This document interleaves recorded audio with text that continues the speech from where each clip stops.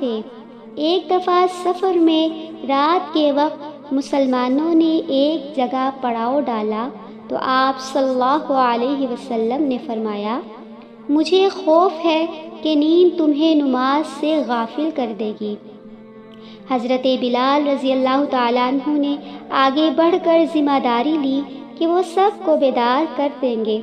سب سو گئے تو حضرت بلال رضی اللہ تعالیٰ عنہ نے احتیاط کی وجہ سے جاگنے کا ارادہ کیا اور ساری رات ٹیک لگا کر بیٹھے رہے، لیکن اتفاقاً اسی حالت میں ان کی آنکھ لگ گئی۔